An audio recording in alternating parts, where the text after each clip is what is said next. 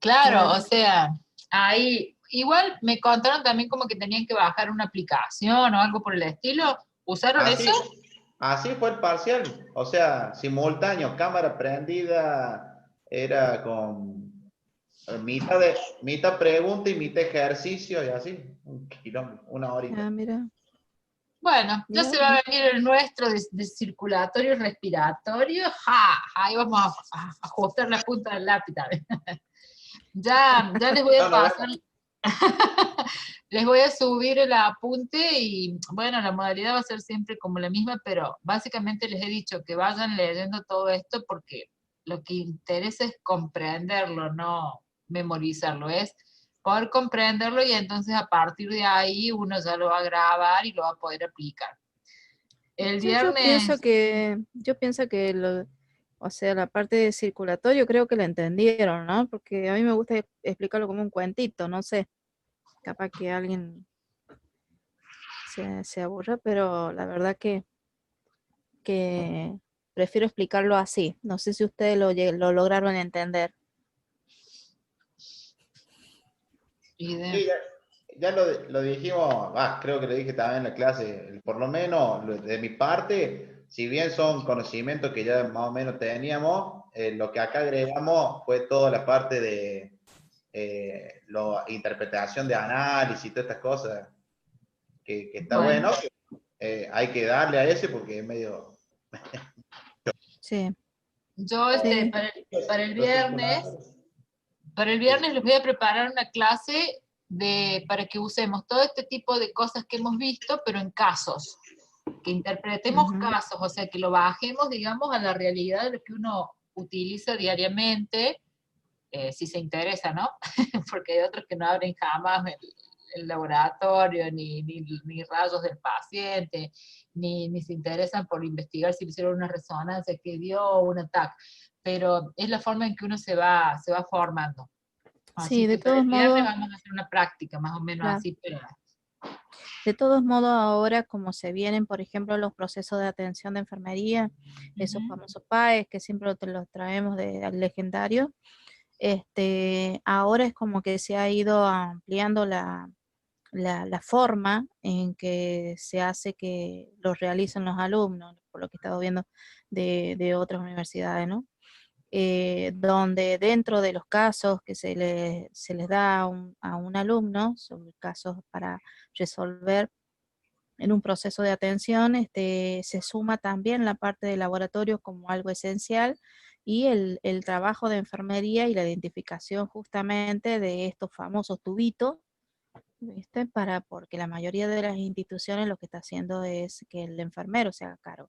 De todos modos, no solamente eso, sino que para que sepa interpretar el enfermero cuál es el motivo, para qué se pide y qué se valora y bueno, para, para que interprete el tema del manejo y seguimiento de un paciente con esa terapéutica acorde a la patología que ingresa. Como que se va ampliando el- el formato, digamos, de lo que se está exigiendo. claro. ¿Mm? Por eso digo, tiene que ver Pero mucho asociado al interés que le va poniendo uno y si uno va sí, comprendiendo, se va interesando. Eso es lo importante. Así y que, lo otro es que suma a estimular a la parte del alumnado a hacer investigación en la enfermería. ¿Mm? Normis, Eh, eh, Cuando quiera. sí, ya vamos a largar, pero vi la cantidad de placas que tenés, Sí, como vienen del estrés del parcial ese, sí, hace hasta la, no sé, hasta que donde vos consideres oportuno hacer un corte, les vamos a dar 10 minutos y después retomamos, ¿sabes? Así que sí, sí. vos organizalo como quieras. Eh, Bueno, comenzamos. apenas arranque, vea dónde cortamos 10 minutos pero quieren que cortemos ahora o cortamos 10 minutos antes, como ellos quieran. No, porque ahora ya son las 6:20, así que ya les dimos un Mm, changüí. mm. Más vale cortamos después a mitad o cuando vos consideres que está bueno, ¿eh? Sí, sí. Que no fue muy alentador la nota. ¿Ah, ya tuvieron la nota? ¿Fue con nota ahí sistemática como los otros? Ah, paciencia, paciencia y a remarla, vamos, vamos que ya falta Sí, poco sí. para terminar, así que vamos, ya la van a Bueno, remontar. Bueno, ¿Sí? comenzamos con esta. Suerte, chicos. Bueno, el tema de hoy es abordaje terapéutico, invasión y monitoreo. Es un tema bastante extenso porque realmente para hablar sobre abordaje terapéutico es sobre un paciente que ingresa o no a terapia intensiva, si tiene todos los signos y síntomas propios de un paciente que se necesite ser monitoreado y necesitará ser invadido, ¿no? Entonces, para hablar sobre este tema, a ver si puedo, sí. Vamos a hablar sobre la parte del abordaje terapéutico primero, cuáles son los pasos que se realizan para saber si ese paciente vale o no que ingresa a la unidad crítica, y sería uno, que se realizarían acorde al diagnóstico, al síndrome clínico, al examen físico, a las características del paciente, el escenario epidemiológico que contiene, y de acuerdo también al interrogatorio que se va a hacer, o al paciente, o bueno, o si se ingresa desde algún servicio de internado, de algún otro, desde la guardia, desde traído de domicilio, desde todo eso se hace un interrogatorio para ver en qué escena nos estamos por encontrar, ¿no es cierto? Y a ver qué es lo que realmente tienen que abordar. ¿Desde dónde? ¿Cuál es el propósito? Es alertar según la condición del paciente y el nivel de monitorización. Les avisa al clínico cualquier deterioro en la función de medida. Acuerde también el diagnóstico continuo. Permite observar el comportamiento y cambios del paciente en una condición determinada para ver el pronóstico, ¿no? La observación de las tendencias en los parámetros observados en la evolución ayuda a establecerlo, y serviría como una guía terapéutica que facilita la evaluación y corrección de las medidas terapéuticas implementadas. ¿Mm? Si hablamos de paciente crítico, bueno, han tenido definiciones de paciente crítico desde que comenzó la materia, pero lo vamos a volver a repetir en cierta forma, es aquel paciente que presenta alteración en la función de uno o varios de sus órganos o sistemas, situación que puede comprometer su supervivencia en algún momento de su evolución, por lo que la muerte es una de las alternativas posibles. ¿Mm? El paciente crítico se encuentra a menudo en un ambiente clínico y físico cambiante. La selección e interpretación de los parámetros a monitorizar son de utilidad solamente cuando van asociados a un razonamiento clínico de la condición del paciente basado en los elementos de la historia clínica, el examen físico y otros auxiliares que son los otros diagnósticos complementarios, ¿no? Es fundamental comprender que los monitores no son terapéuticos, ¿no? Y que jamás se debe separar al clínico del lado del paciente. Para esto, se dice que el desarrollo del cuidado del paciente en estado crítico ha avanzado notablemente en los últimos años, generando una mayor supervivencia. ¿Mm? Cada vez un mayor intervencionismo y un entorno altamente tecnológico representa un gran reto de adaptación, tanto para el paciente como para el equipo de salud. En tanto, en estas dos cuestiones que yo estuve hablando, en cierta forma, la capacitación es fundamental. ¿Mm? No solamente para el cuidado del paciente, sino también en pos de lo que sería el avance de la parte tecnológica que es fundamental, y bueno, y es lo que tenemos que estar equiparados. Entonces, la capacitación los tiene que acompañar en cierta forma, nuestra capacitación en ese tema. ¿Mm? Y lo otro sería, para conseguir la capacitación, para conseguir el bienestar del paciente y limitar la aparición de complicaciones, es necesario establecer un cuidado óptimo enfocado a la resolución de problemas y la disminución de las complicaciones. ¿Mm? En el estado crítico, me hace falta un mate. En el estado crítico estaría ingresado lo que sería la sepsis, patologías respiratorias, patologías cardiovasculares, trauma, entre varios. Y el paciente crítico denota una situación que amenaza su vida. Puede instalarse de una manera aguda, por ejemplo, en un trauma, politraumatismo, en un proceso infeccioso, por ejemplo, la peritonitis fecal, en un evento cardiovascular, puede ser un infarto agudo de miocardio, una ruptura de aneurisma de aorta, ¿m? O en una evolución patológica crónica podría ingresarte en eso la insuficiencia renal crónica, la diabetes mellitus, el EPOC. ¿M? Y acá estaría lo que se llama la hora dorada del paciente crítico. La hora dorada del paciente crítico es el que habla en donde es el tiempo que media entre el momento del accidente o el evento descompensante de ese paciente y los cuidados definitivos. Significa una atención rápida, oportuna y eficaz. Prevenir la muerte temprana post causas susceptibles de tratamiento con recuperación del paciente crítico, identificando entre los 10 y 60 minutos la aparición de los primeros síntomas. Es complicado, es difícil tomar en cuenta que entre 10 y 60 minutos de la aparición del primer síntoma pueda llegar en forma oportuna. Muchas veces no se llega porque uno no tiene a la vista, si están internados no tienen a la vista al paciente. Un enfermero llega o porque lo llamó un familiar o porque se le dio por ingresar para hacer un control o hacer una medicación y el paciente ya está como chocado. Estás hablando de un paciente que está en el piso. De un paciente que está en el piso. Desde que ahí ingresa a la unidad de cuidados críticos, la atención oportuna y precoz lógicamente la va a tener, pero tiene mucho más, o sea, por eso se habla de, tiene altas posibilidades, digamos, de riesgo de vida, porque ya desde el lapso que tuvo su primera sintomatología de riesgo hasta que fue atendido en cuidados críticos, es lógico que puede llegar a estar con alta chance de muerte, ¿no? Y es complicado. Muchas veces tampoco se llega, desde que ingresa el paciente ya en estado crítico mal, tampoco se llega a la atención, donde no se lo logra rescatar y muere, ¿no?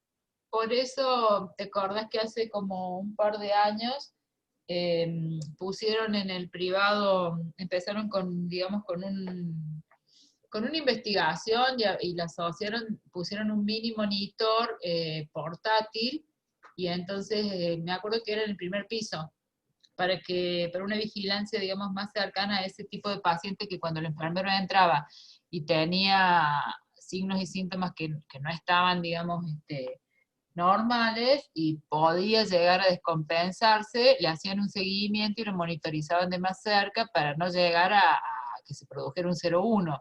En teoría, claro, era lo que ellos buscaban y a la vez para que ir formando a los enfermeros de piso, ¿no? Claro. Sí, se empezó a implementar eso. Bueno, y la monitorización del paciente crítico tiene 4 propósitos básicos, que sería el alertar, según la condición del paciente y el nivel de monitorización, le avisa al clínico cualquier deterioro en la función medida,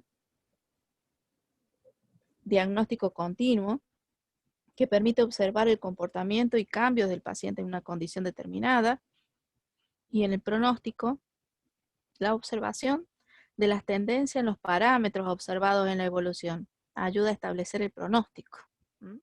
Y la guía terapéutica facilita la evaluación y corrección de las medidas terapéuticas implementadas.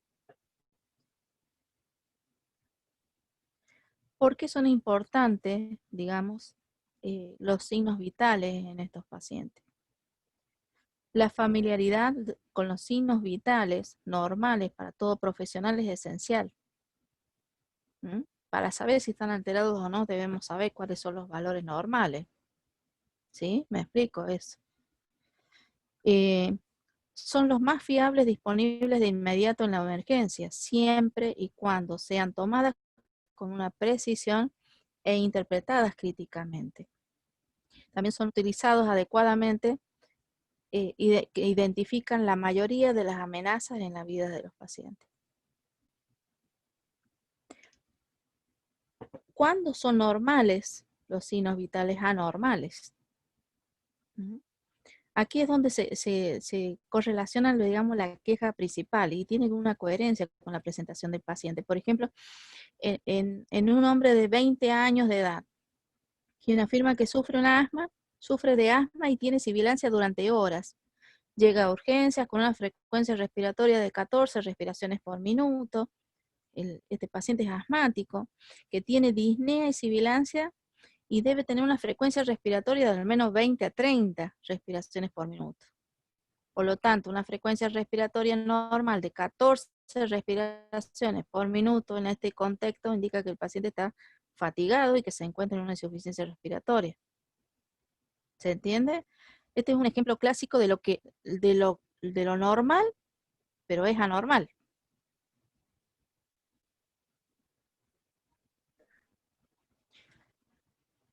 Los signos vitales normales pueden ser indicadores tempranos de deterioro inminente si se observan cambios respecto a las evaluaciones previas. La taquicardia causada por anomalía física, por ejemplo la fiebre, el bajo gasto cardíaco, puede aumentar con el dolor y la ansiedad o disminuir en pacientes con trastornos de conducción o tratados con beta bloqueante, como el atenolol, por ejemplo. La taquipnea puede reflejar anomalías pulmonares, sistemáticas o metabólicas, y siempre se la debe evaluar detalladamente. Un aumento en la profundidad de la respiración. Por ejemplo, el síndrome de Cushman, que puede indicar acidosis metabólica grave, ¿sí? Más adelante vamos a ver, creo que vos diste una parte del respiratorio donde hablaba Sí, vi los gases en sangre. Claro. Acá como que por ahí lo vamos a repetir por el tema del monitoreo. Perfecto, porque corazón, pulmón van de la mano, y es lo que yo les decía, o sea, y todo claro, esto es inevitable. El sistema en general. Sí. Un descenso de la presión arterial puede ser un signo tardío de un trastorno cardiovascular, que indica una deficiencia de los mecanismos compensadores. La evaluación del pulso central y periférico suelen aportar mucha información temprana, el pulso filiforme, que sea saltón, digamos, irregular, alternante, o pausado, o qué sé yo, o demasiado rápido, por eso dicen irregular, o es una cuestión de aparición fugaz y de golpe durante horas, no lo vuelve a repetir. O sea, que eso juntamente está pasando algo a nivel cardíaco que no lo pueden detectar y bueno, terminan con un Holter, ¿no? La agitación y la confusión, que puede ser consecuencia de la hipoxemia, la depresión del sensorio o el delirio hiperactivo pueden reflejar una hipercapnia, y las dificultades para evacuar la vejiga o aún el intestino que pueden provocar una agitación o excitación. Hay veces que hacen una reacción vagal, ¿no?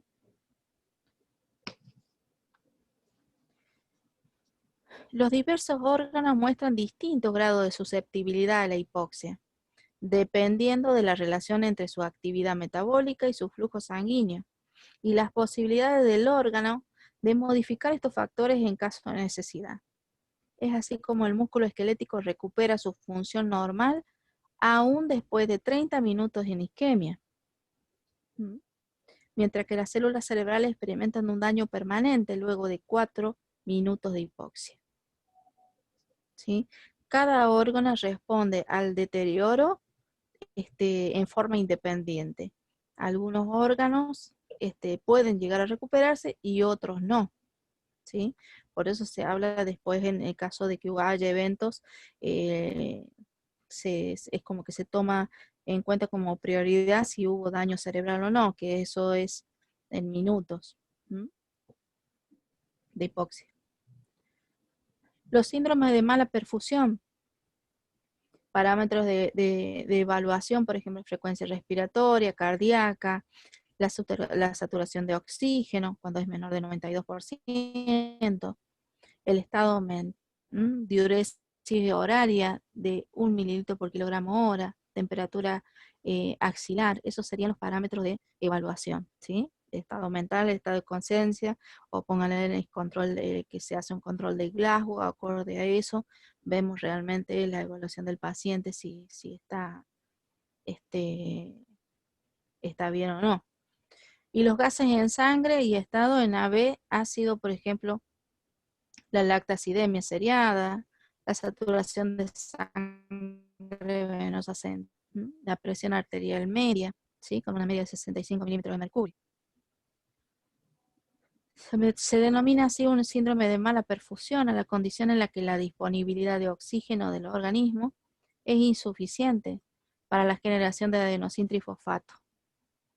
Necesario, ¿está bien?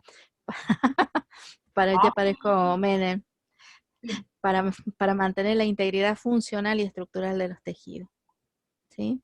Está asociada con una deuda de óxido tisular, metabolismo anaerobio, acidosis. Es un síndrome agudo y grave de compromiso hemodinámico y depresión de las funciones vitales celulares debido a la deficiente perfusión tisular, que se denota en las puntas de los dedos, que serían las zonas periféricas, ¿no?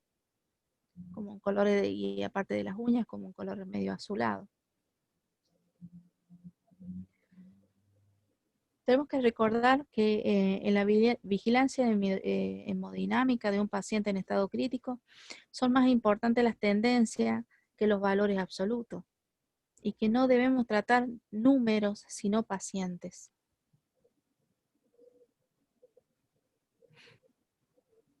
La evaluación de la función respiratoria desde el punto de vista clínico, esta evaluación puede dividirse en 3 grandes partes: la evaluación de las propiedades mecánicas del pulmón y vías aéreas, la evaluación de los músculos respiratorios, la evaluación del intercambio gaseoso, ¿no?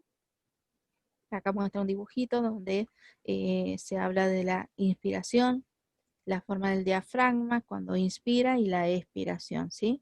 Siempre cuando nosotros ponemos en el informe, siempre ponemos cómo es su mecánica respiratoria, porque muchas veces puede saturar bien, pero tiene una mala mecánica respiratoria.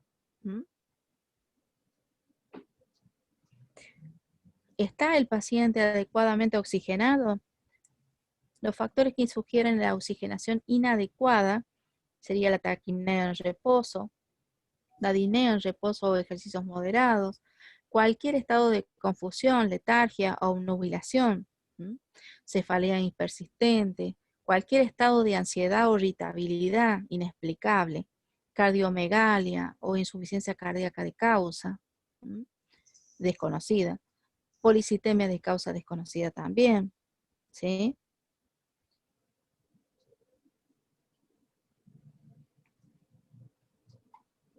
Preguntas para tomar la decisión de intubar en ese caso.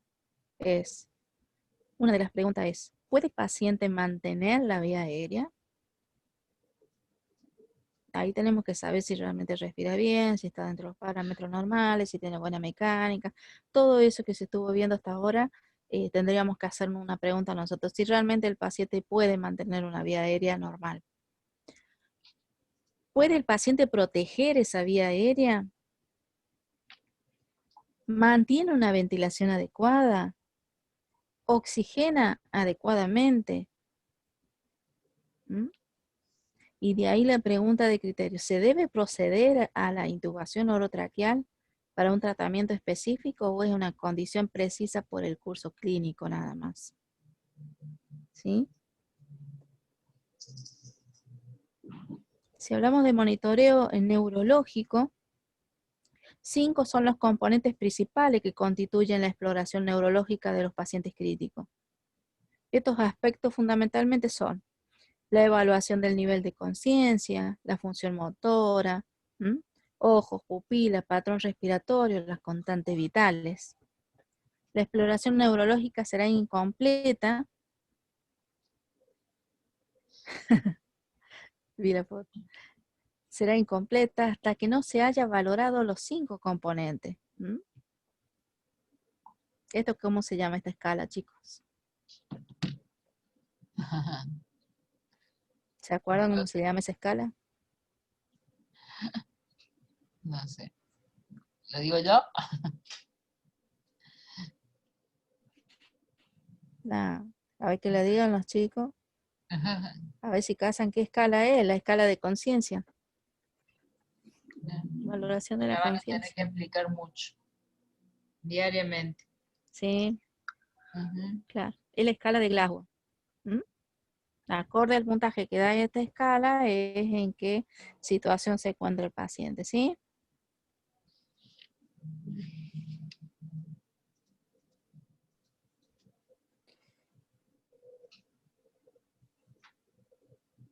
No sé si alguien escribió algo porque sentí el sonidito.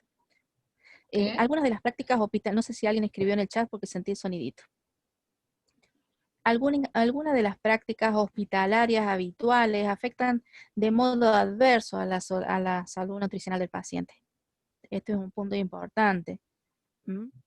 Falta de registro de la estatura y el peso del ingreso durante la hospitalización, supresión de la toma de alimentos y la frecuente realización de las pruebas diagnósticas.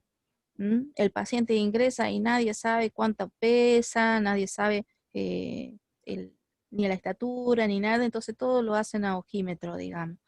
O bien en momentos de procedimientos con anestesia, por ahí es complicado por el tema de que el ojímetro no funciona, ¿no? Muchas veces, y se pasa. Y con el tema de la nutrición, un paciente que está 24 horas sin nutrición es importante, ¿sí? Porque hay que mantener, o sea, y la idea es que no esté sin nutrición, la idea por lo menos es, tiene un fundamento, que se debe comenzar con una nutrición aunque sea enteral por sonda nasogástrica para proteger la motilidad intestinal. Falta de registro de estatura y el peso del ingreso durante la hospitalización, supresión de tomas de alimentos por la frecuente realización de pruebas diagnósticas, eso en un paciente consciente, abuso en la indicación de la sueroterapia prolongada como único aporte nutricional, porque hay algunos que les ponen destroza y creen que con eso ya está todo bien, ¿sí? Falta de control y registro de la ingesta real del paciente, comidas mal programadas, presentadas y o distribuidas, inadecuación del soporte nutricional y retraso en ¿cómo se llama? En su instalación, pérdidas extras de nutrientes por complicaciones del tratamiento, por la propia enfermedad de base.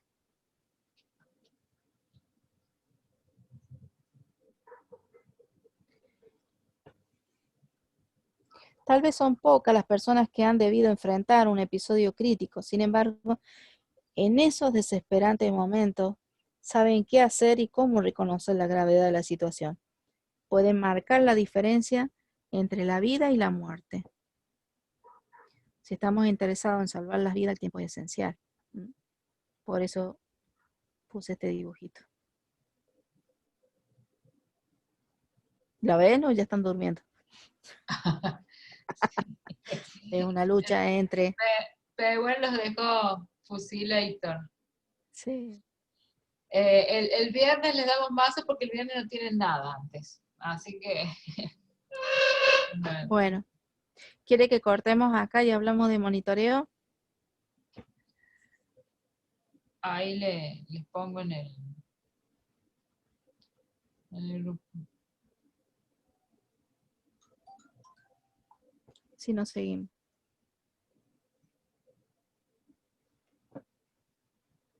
Sigamos, dice. Bueno. Claudia dice que sigamos. Bueno, cortamos un poquito Bueno. más adelante. Cortamos a las 7. De 7 a 7 y cuarto, así se toman algo, se airean y después se despabilan, porque si no, es como que uno habla con la pantalla nomás. Están dormidos. Bueno, ahí les pongo en el grupo 2. ¿Qué hago? ¿Sigo o no sigo? Esperás. Seguí. Cortamos a las 19 hasta las 19:15. Bueno, vos decime cuando sean las 19, ¿ah? Sí. Bueno. Si hablamos de monitoreo básico, dentro del monitoreo básico, el básico, ¿no? Entraría el electrocardiograma, temperatura, tensión arterial, respiración y saturación de oxígeno, ¿sí? Dentro de respiración. Lógico. En un monitoreo básico, los objetivos son fortalecer los conocimientos para nosotros como enfermeros. Fortalecer los conocimientos del monitoreo hemodinámico en relación a sus límites y manejo en el estado del paciente. Facilitar medios de aprendizaje en el monitoreo hemodinámico básico, su interpretación e identificación de inestabilidad hemodinámica como eje fundamental. Si tenemos una lección de monitoreo, la elección de monitoreo va a depender de la condición del paciente. Se justifica que este sea invasivo, invasivo cuando va a servir para cambiar las conductas de manejo, dado su alto costo y riesgos potenciales que pueden traer para el paciente. ¿Mm? Depende de la condición del paciente. ¿Sí? Y acá están las caritas. El monitoreo ideal es acorde a la precisión, confiabilidad, seguridad, sensibilidad, facilidad de operación, especificidad, menor invasividad, sí, velocidad de respuesta, cómodo y seguro para el paciente. Vayan figurando un paciente que le van a colocar un monitor, ¿no? Sí. Exhibición continua de los datos, utilidad clínica respecto al diagnóstico, evolución, respuesta a la terapia y pronóstico. ¿Mm? Y el monitoreo justo y necesario. ¿Por qué? Porque no estamos hablando de únicamente con monitoreo, el monitoreo de multiparamétrico de presiones y todo, sino también hay otro tipo de monitoreo que son un poco más invasivos, ¿sí? No agresivos, pero un poco más invasivos. ¿Cuáles son las técnicas del monitoreo? Están las no invasivas, como la toma de presión arterial, el pulso, y están las invasivas, que es cuando ya se coloca catéteres como gas, catéteres mucho más imponentes, ¿sí? ECMO y bueno.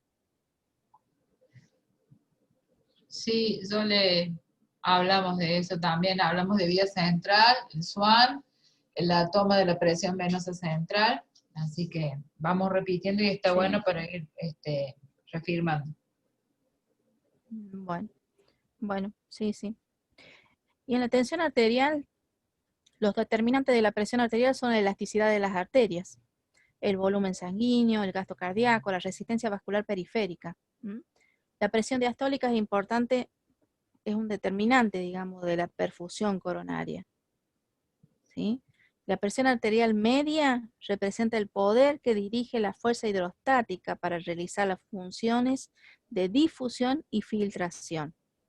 Para nosotros, cuando encontramos un paciente en estado crítico, muchas veces nos guiamos por una sistólica que puede llegar a tener, por ejemplo, 70 de sistólica y una diastólica de 40, pero resulta que tiene una media de 60, 65. ¿Mm? Cuando tienen esa media de 60, 65, es la que realmente vale, ¿sí? Es la que realmente vale en este caso, porque esa nos está diciendo cuál es la función de difusión, filtración que necesitamos, que el paciente está dentro de todo piloteable, digamos, ¿no? Que tiene chances y podemos esperarlo para que repunte. ¿Sí? Y la frecuencia respiratoria es el acto que incluye el ingreso de oxígeno y salida de dióxido de carbono a nivel pulmonar. Los tipos de respiración externa se refieren al intercambio de oxígeno y dióxido de carbono entre los alveolos pulmonares y la sangre pulmonar. La interna tiene lugar todo el cuerpo y consiste en un intercambio entre los mismos gases, entre circulación sanguínea y las células de los tejidos corporales. Si hablamos de presión arterial, la medición es indirecta con el brazalete. o la medición es directamente con un catéter, ¿sí? Catéter arterial de medición continua. Si hablamos de presión venosa central, que son los catéteres, los catéteres de presión venosa central son los usados para medir la presión de llenado del corazón derecho. ¿Se acuerda que hablábamos de eso? Permite evaluar el volumen intravascular y la función ventricular derecha, la relación entre el volumen que ingresa al corazón y la efectividad con que éste lo inyecta. La relación de cuando ingresa el catéter de la vía central, ingresa a la aurícula, inmediatamente con el ingreso de ese catéter hace una medición de esa presión venosa, que son entre 8 y 12 milímetros de mercurio, ¿sí? Ese margen que tiene de parámetro normal me está diciendo si ese paciente tiene mucho menos de ese valor, está diciendo que es un paciente que tiene poco aporte, está seco, digamos, como a grosso modo, y se lo puede precargar, ¿sí? Por eso se llama precarga. Y si el paciente tiene un valor mayor al normal, significa que está sobrellenado, sobrecargado, por lo tanto ese paciente no está haciendo una buena entrada o buena salida, digamos, de lo que ingresó. Por lo tanto, es importante para la parte de enfermería, o sea, importante como tarea de enfermería, hacer un buen balance para ver si ese paciente está sobrecargado o no y poder hacer una terapéutica. Y está la línea de elección, yugular interna o subclavia. Las indicaciones, necesidad de monitoreo de la presión venosa, cuando existe alteración significativa de la volemia, que no responde con rapidez a las cargas de volumen. Volumen intravascular lo hacen con signo de pregunta, ¿hace falta o no? Eso significa. ¿Qué pasa si hay una mala perfusión del ventrículo izquierdo? ¿Sí? Ese es otro tema. Cuando no hay un buen funcionamiento del ventrículo izquierdo, no hay una buena eyección, expulsión para poder irrigar el resto de los órganos, estamos haciendo, no hay una buena eyección, significa que ese ventrículo está dañado y no lo podemos sobrecargar. No lo podemos sobrecargar.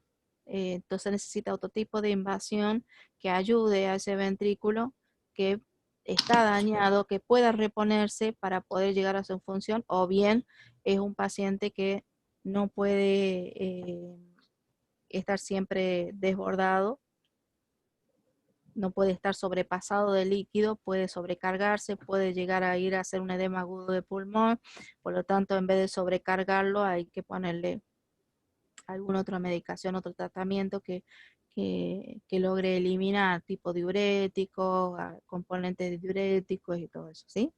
Ahí, no me permitime, ahí Sí. yo siempre les he nombrado que en el paciente de la terapia, en el paciente respiratorio, séptico, de otras patologías, cuando viene chocado, uno de los tratamientos es la reanimación hídrica. Y el Sí. paciente cardíaco cambia radicalmente, porque es un paciente que justamente por todas estas patologías que puede tener diferentes cámaras del corazón, lo que menos va a tolerar es la sobrecarga hídrica. Entonces los tratamientos ahí se al revés. son diferentes. Es Bueno. al revés. Y otro es el tema de la presión venosa, es como una variable de presión que puede reflejar el volumen, que es lo que se había dicho anterior, ¿sí? ¿Cuáles son los factores que influyen en la PVC? En la presión venosa. El volumen sanguíneo, el tono vascular, el funcionamiento cardíaco, que es lo que dijo Mónica recién, el aumento en la presión intratorácica o intraabdominal. Por todo esto, por esto no se puede estimar directamente el volumen sanguíneo a partir de un valor de la PVC, ¿sí?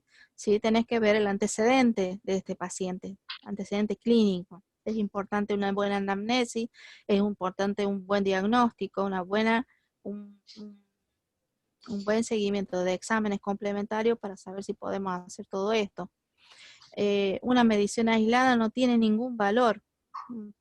Puede guiar la reposición del líquido o evaluar el impacto de la terapéutica, ¿no?, instaurada. Y la PVC puede ser una herramienta útil para guiar la reposición de líquidos en pacientes con adecuada función ventricular. No es un indicador único de volemia en el paciente. La relación de PVC y gasto cardíaco no es lineal. No es para nada lineal. Cuando hay una hipovolemia, ¿sí?, la PVC disminuye antes que la presión de la arteria medial, antes que la PAM.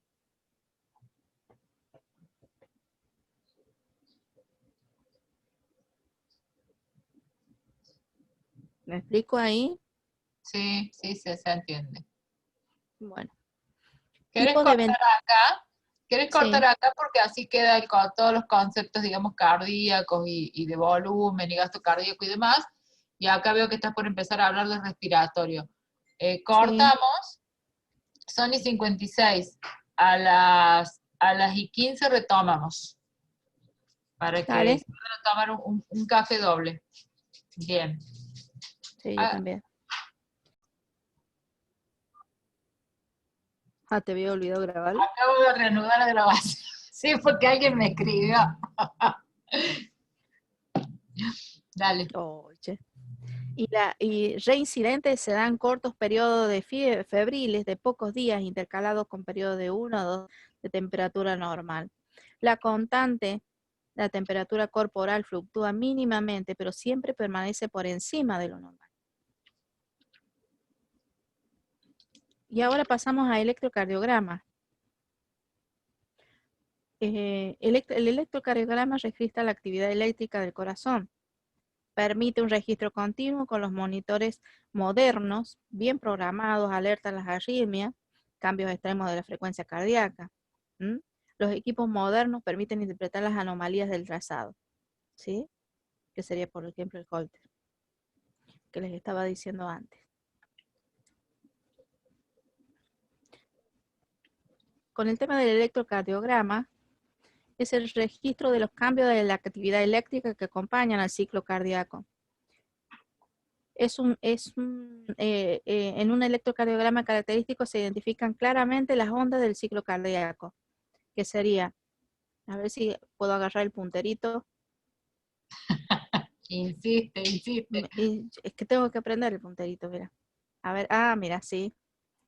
Bien. Que sería la onda P, PQ, el complejo QRS, y esta sería la onda T, ST. ¿Sí? Si hablamos de las arritmias que se presentan son las supraventriculares y las ventriculares. Las supraventriculares serían taquicardia sinusal, FA y flutter, auricular, bradicardia sinusal, taquicardia paroxística auricular. Supraventriculares significa que están sobre las aurículas, ¿no? Y las ventriculares, está la taquicardia paroxística ventricular y los bloqueos de auriculoventricular de primer grado, segundo grado y tercer grado, ¿sí?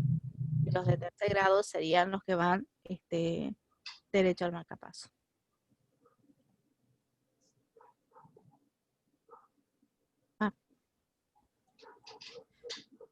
No sé si me pasé ahí.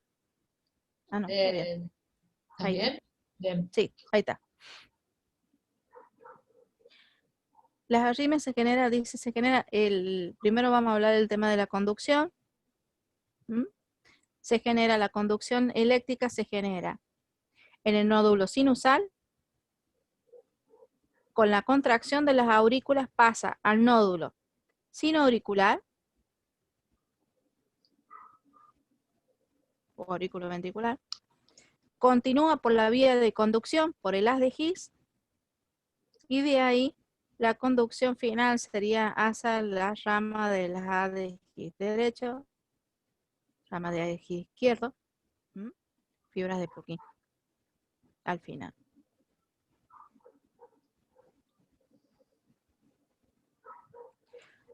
Los tipos de arritmia que se presentan son taquicardia sinusal, fibrilación auricular y otras que ya la leeré. Para que... La taquicardia sinusal, generalmente compensatoria, descarga una frecuencia entre 100 y 180 latidos por minuto. Impacta sobre la TEA y hemodinamia del paciente. Cuando hay mucha taquicardia, generalmente tienden a tener más una presión arterial baja, ¿no? El tratamiento, solo cuando es sintomática. Corregir la probable causa y administrar antiarrítmicos, como la adenosina, amiodarona, beta bloqueantes. Y en la fibrilación auricular, son contracciones rápidas e irregulares. Con respecto a la taquicardia sinusal, muchas veces se confunden. Sí, voy a repetir la parte de arriba. Muchas veces se confunden, no saben si es una taquicardia sinusal o qué otra es, como que se confunden los eventos de eso y como una especie de acción-impulso se coloca una adenosina, una ampolla de adenosina, y cuando la administran, esa taquicardia es como que se relaja y ahí se ve bien el cuadro por detrás. ¿Sí? ¿Qué es lo que es realmente? La fibrilación auricular son contracciones rápidas e irregulares de la aurícula por falla de nódulo sinusal. Dependiendo de la respuesta ventricular será baja, moderada o alta. En el ECG no hay onda P. ¿Sí? Después les voy a mostrar el gráfico, cómo se registra ahí que no hay una onda P. El tratamiento, si hay descompensación hemodinámica, se hace una cardioversión eléctrica. Se revierte con antiarrítmicos y anticoagulantes. En el caso de que esto no hagan efecto, se hace la cardioversión. ¿Sí? La FA menos de 24 horas sin descompensación, se pueden administrar los antiarrítmicos y anticoagulantes, ¿no? Pero cuando ya eso es sintomático, sí se cardiovierte. En la bradicardia sinusal, se produce cuando el nodo sinusal descarga una frecuencia cardíaca menor de 60 latidos por minuto. Hay un probable efecto secundario de medicamentos o alteraciones anatómicas del nódulo sinusal, y la onda P sí se encuentra presente.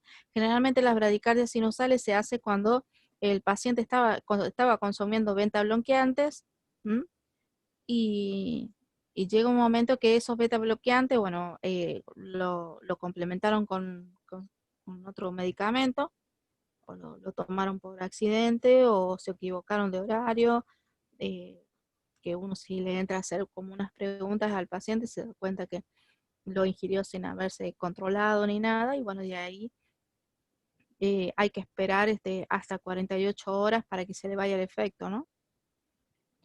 Los tratamientos solo son sintomáticos, con descompensación hemodinámica.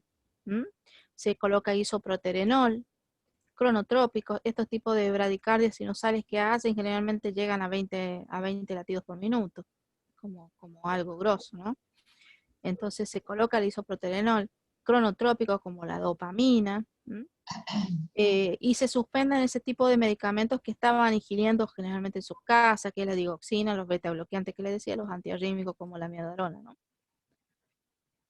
En la taquicardia auricular paroxística, es una frecuencia cardíaca uniforme, rápida, de 160 a 200 latidos por minuto, que acontece en un modo repentino y se inicia en las aurículas y produce inestabilidad hemodinámica. Si esto no se corrige, este paciente pasa de una taquicardia auricular paroxística, pasa a un evento mucho más grave, ¿no?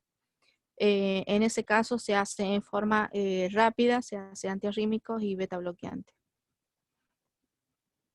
La taquicardia paroxística ventricular, son dos ritmos, sostenido o no sostenido, más de 120 latidos por minuto, hasta 120, hasta 220 digo, bien tolerado, hemodinámicamente el paciente está estable.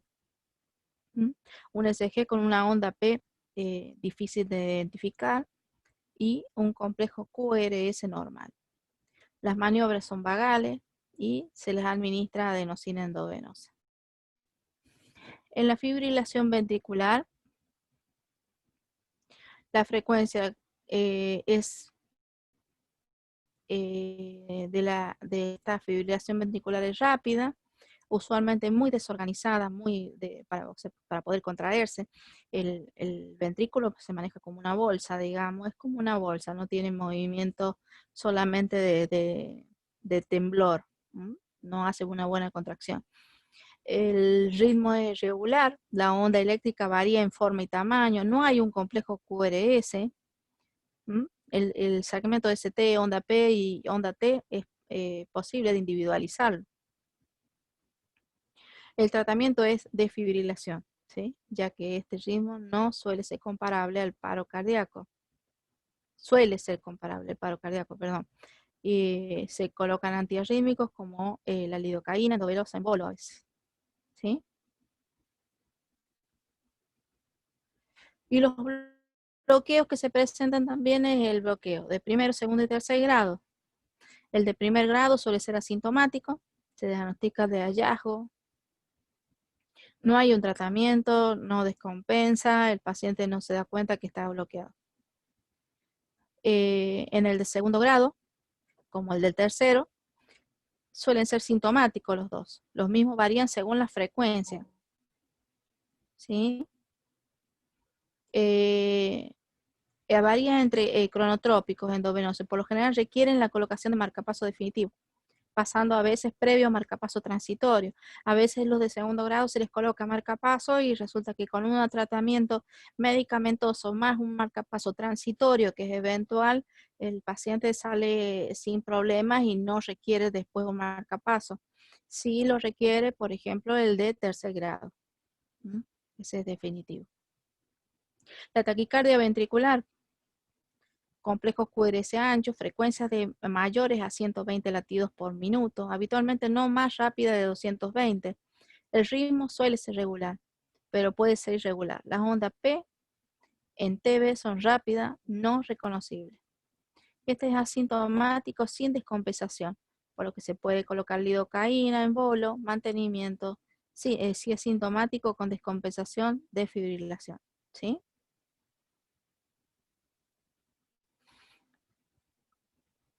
Y vamos a ver los síntomas signos y síntomas de los antiarrítmicos, que pueden ser sintomático, asintomático, que serían debilidad, hipotensión, palpitaciones de disnea, desmayo, náuseas, mareos, vértigos, dolor de pecho. Y los famosos síncopes. Este es un paciente, a ver si vamos con el lapicito otra vez. No, este no es. A full. Ah, full. Este es un corazón normal, con un funcionamiento normal, con un complejo QRS normal, una onda P, que sería esta. Este es una onda T. Y este sería un corazón enfermo, ¿no? Con una FA, digamos, porque no tiene, mira, no tiene complejo.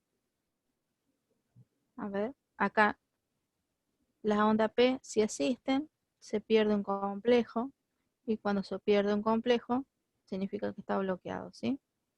Y el movimiento de él es un movimiento de estremecedor. No hace contracción aurícula ventricular sí por separado, sino que es una bolsa. Como se dice así grosso, ¿no? Esta es una taquicardia ventricular donde los movimientos no hay complejo, no hay onda P, no hay nada. Estas son las curvas que van a ver en el registro del monitor, de las cuales hay que proceder en forma inmediata, ¿no? Estas estrellitas que tienen acá significa que se mueven, pero no contraen. Lo único que hacen es un movimiento involuntario así. ¿Sí? Entonces, ingresa, suponga que ingresa la sangre acá, cuando pasa hacia la parte ventricular, no tiene la fuerza para expulsarla, ni tampoco este tiene la fuerza para expulsar tampoco.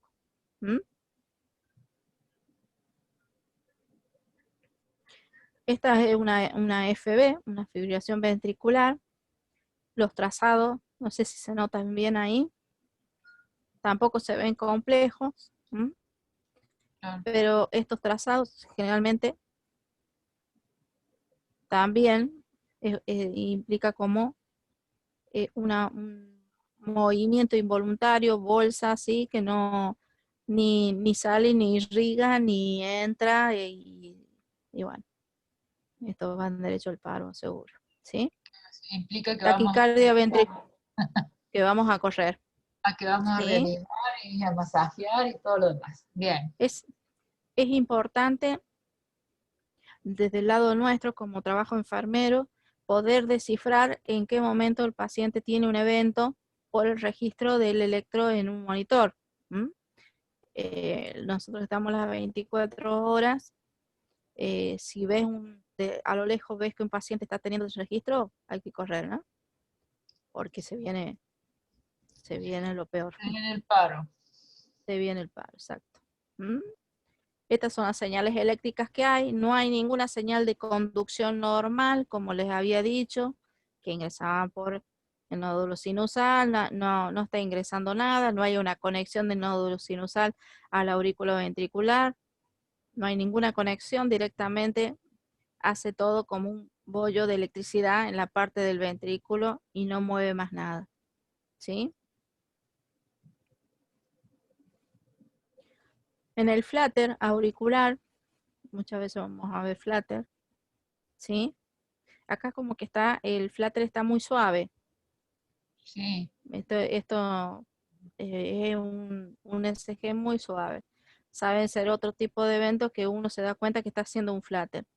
En el flutter auricular es cuando ingresa la sangre y en vez de pasar a la parte ventricular, da vuelta, da vuelta, da vuelta, da vuelta, pierde varios segundos sobre la aurícula y recién puede llegar a abrirse, posiblemente puede llegar a abrirse y hacer el resto.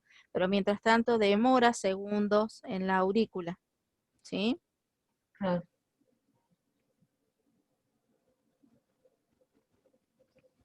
Esta es la taquicardia paroxística, que puede estar haciendo una taquicardia y de ahí trata de corregirse otra vez, ¿no es cierto? Bueno, esas son medias picudas. Trata de corregirse otra vez y de ahí vuelve a hacer otra vez la descarga.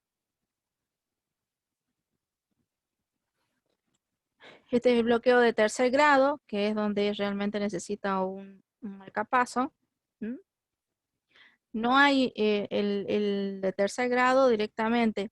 Hace la conducción, trata de lanzar el destello desde el lado auricular, no encuentra el nódulo, nódulo sinusal, no encuentra el nódulo auriculoventricular y cuando larga un espigazo ya suponga que tiene 20 latidos por minuto porque no hubo una conducción como debía ser, ¿sí?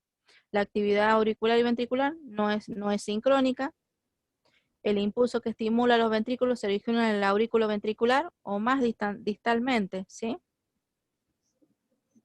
Por lo tanto, si no hay conducción, este es el complejo QRS,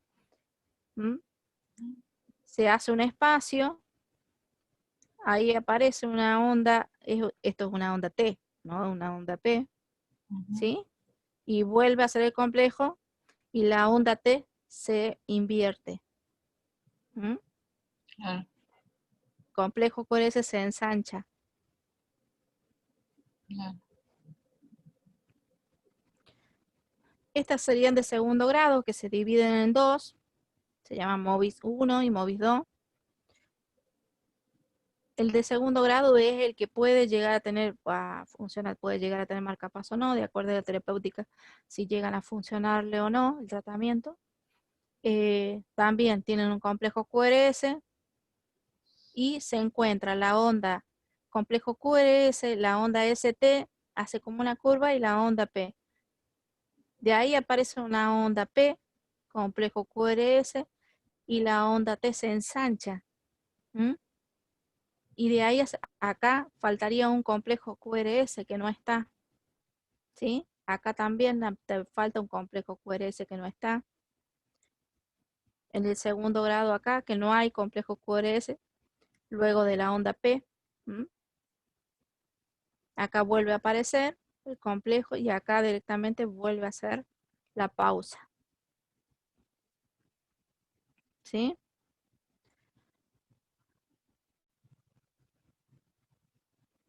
Bueno, no sé cómo sacar esto. ¿Qué Ahí está. pasó? Ah. Quiero sacar el puntero. ¿Viste tanto ¿No? que lo amas? Sí. Ahí está, ahí pude sacarlo. Y este es otro tipo de monitor un poquito más avanzado, le voy a decir así, que no es tan invasivo. Esto es por medio de la colocación de una vía central, ¿sí? Con un catéter, pero en este caso un introductor, parecido a la vía central, pero es un introductor. Este es el catéter de Swan-Ganz, que se coloca por vía yugular, que sería como una vía selectiva. Esperen un segundo. Ahí está. Se llama Vigilance. Este aparato, a ver si les puedo mostrar acá.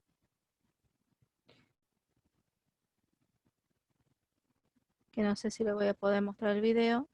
¿Qué hora es? Bueno, después al último le muestro el videito. 43. Sí. Y este es un flow track, ¿no es cierto? Que ¿Está ahí el link, Norma? sí lo tengo acá, me parece. Bueno. Nada más que si les muestro, primero paso esto y después les muestro cómo es el... No, tranquila, sí, sí. Sí, sí, porque no queda mucho tiempo. ¿Sí? Y este es otro tipo de monitoreo que se llama vigileo. Este es el tipo de dispositivo que se conecta a una vía arterial que se llama flow track. Se conecta a la vía arterial y mide el índice cardíaco, el gasto cardíaco, ¿sí? Y la resistencia vascular, saturación de oxígeno, perdón.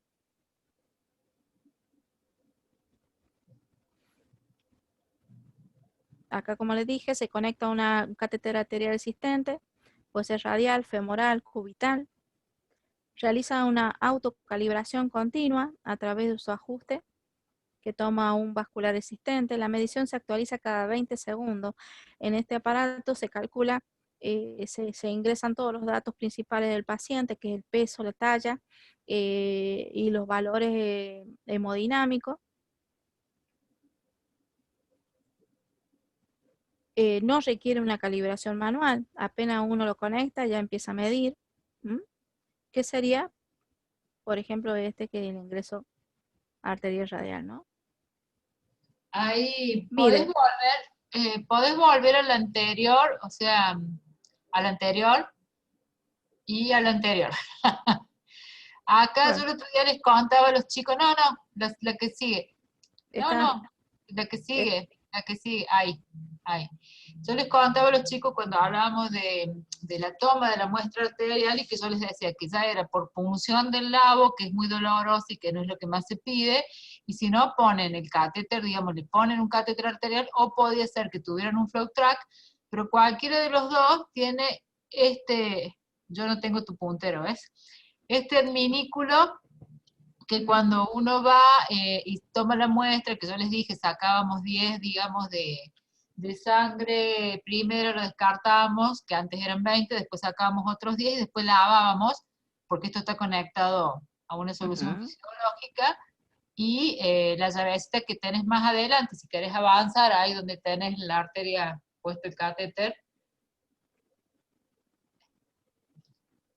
Entonces acá el enfermero va y extrae, digamos con técnica estéril, saca los 10 primeros, los descarta, saca los 10 segundos y después tira del pendorchito ese celestito, como yo les dije pendorchito, que es una gomita, y eso abre el circuito y lava todo y deja todo perfectamente limpio. Lo que hay que también dejar limpio es la llave, para que no se seque la sangre y eso genere algún tipo de bacterias que colonicen ahí.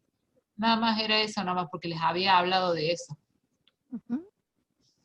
Bueno, y el vigileo, lo que te mide, como habíamos dicho, el gasto cardíaco, la saturación venosa de oxígeno, la resistencia vascular sistémica, la variancia de la vascular sistémica sobre la variancia sistémica, el volumen vascular sistémico y volumen sistólico, digamos. Las mediciones que proporcionan los datos de funcionalidad cardíaca y de la oxigenación tisular, el gasto cardíaco continuo, saturación venosa, como habíamos dicho, volumen diastólico final, resistencia vascular, ¿sí?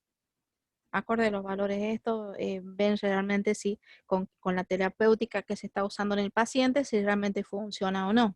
¿Mm? La utilidad de en este caso la utilidad de la vigilance, que es el aparato, el anterior del vigileo que vimos, permite medir el desempeño cardíaco continuamente, elimina las necesidades de bolos, proporciona más información que permite prevenir crisis, que permiten prevenir crisis en este caso, inmediata intervención para los cambios que ocurren y evalúa la respuesta hemodinámica del paciente. Los sitios de inserción, en este caso sería vena, yugular interna, hablamos del vigilance, ¿no? Vena subclavia o femoral. ¿Sí? El vigileo se conecta a una arterial, el vigilance a una venosa.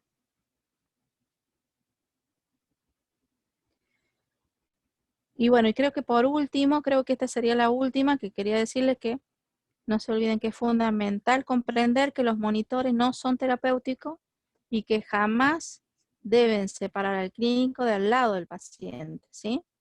Los monitores muchas veces nos dicen una cosa, pero vos vas al paciente y te puede decir otra. Así que no es que sea imprescindible, te acompaña a la terapéutica, pero no es imprescindible, ¿sí? Tenemos que seguir haciendo la parte de el análisis clínico y semiológico de nuestro lado. Y nada más. A ver si puedo enganchar.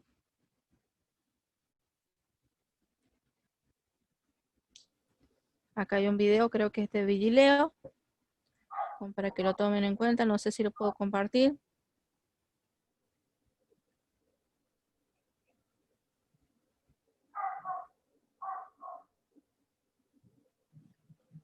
¿Lo ven o no?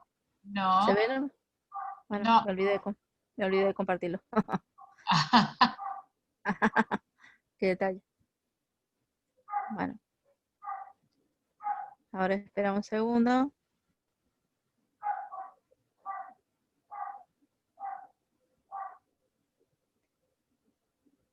Ahí está.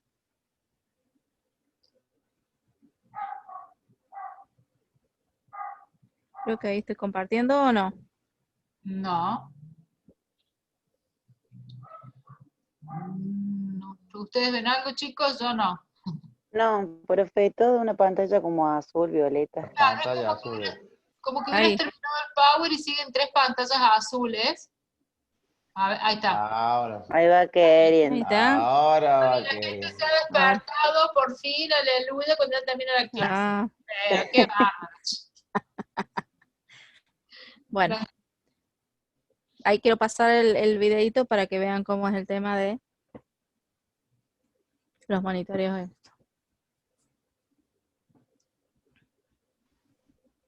¿Son fotos?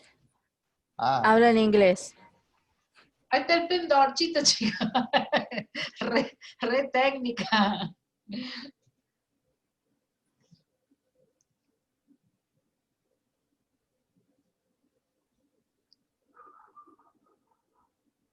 Ahí va. ¿Mm?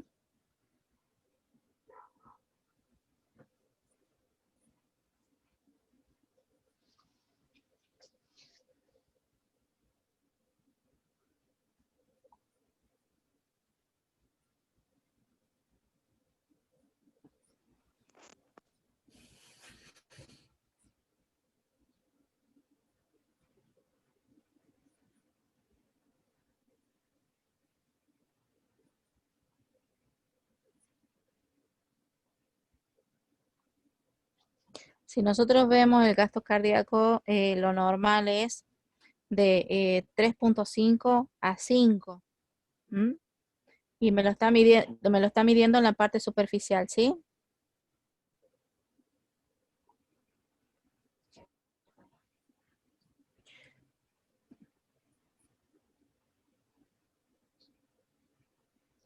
Traducí, Norma, dale, lee. La diferencia de la producción disistólica y diastólica es Dale. causada por la presión del pulso. Muy bien. Es cuestión de interpretación. Dice chu ahí, o sea, son dos algo. No presiones. Claro, ¿ven?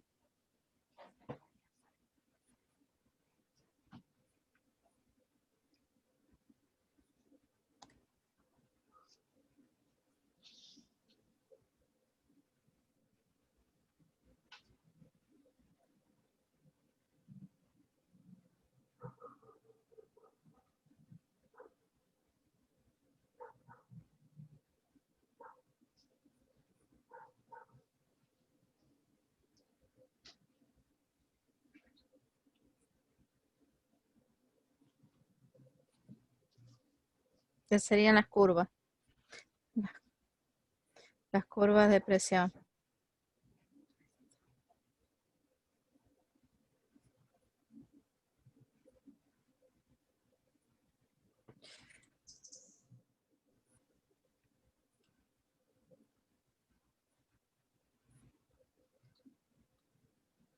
Hay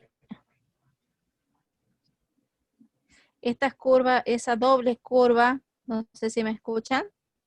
Esa Sí. doble curva es una la curva normal y la otra la curva que marca el paciente en el monitor. Entonces, acorde a esas curvas, la diferencia que hay es realmente el valor que va a salir en cálculo numérico. Y con eso se guían realmente en el estado hemodinámico del paciente.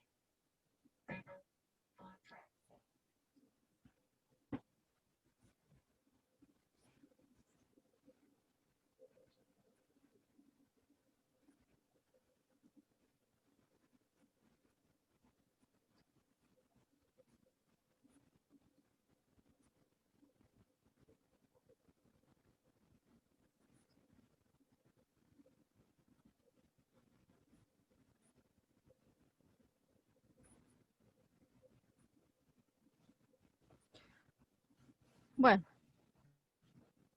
Bueno, yo creo que ahí estará. sí, porque lo otro, Claro, ¿ves? Estos son los valores que mide. Y estos son los valores que registran y hacen los cálculos, ¿ves? Estas son las curvas que quedan, que son las curvas reales del paciente, ¿sí? ujú, A ver, quiero ver si está.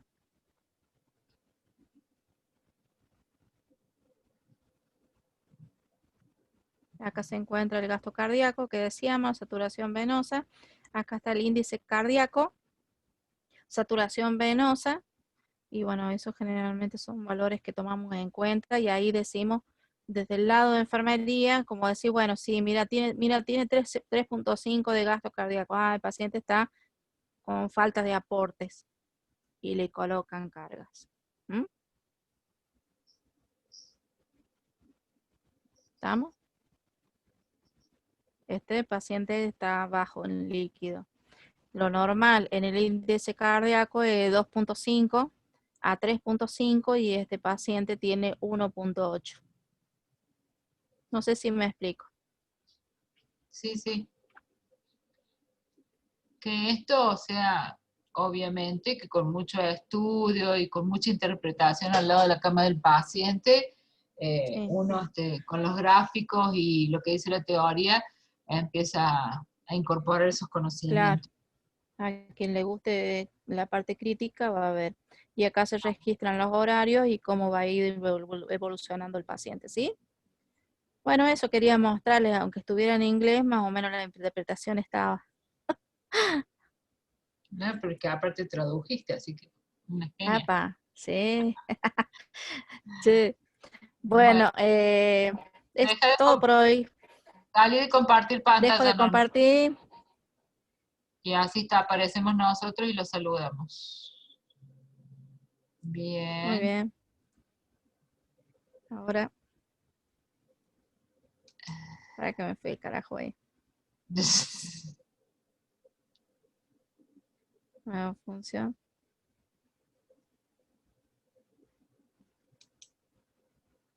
Bueno, ahí estoy. Ya no quedan muchos, así que ya quedan 9. Bueno, sí, igual creo Así que, sí, así que bueno, espero que hayan entendido, que hayan estado un poquito más despiertos después de los minutos de descanso. Y bueno, a estudiar ahora. ¿Mm? El viernes vamos a tomar la clase como para preparar algunos casos y ver, digamos así, asociar todo esto que hemos ido dando con casos reales que podamos ir interpretando y analizando. ¿Mm? Así pueden participar un cacho más, laboratorio y todo lo que vamos viendo, así que esté, digamos, en valores anormales y además las invasiones que tengan los pacientes. Y ya, bueno, la semana que viene pasamos a otro tema. El lunes es feriado, así que tienen tiempo para descansar. Y ya les subo, ahora voy a decidir la fecha del parcial, así preparamos un parcial grosso. Bueno, Bueno, que un tengan abrazo. buena semana y nos estamos encontrando el viernes. Chao. Chao, chicos. Chao, chao. Chao, profes. Chao, Moni. Chao, hasta luego.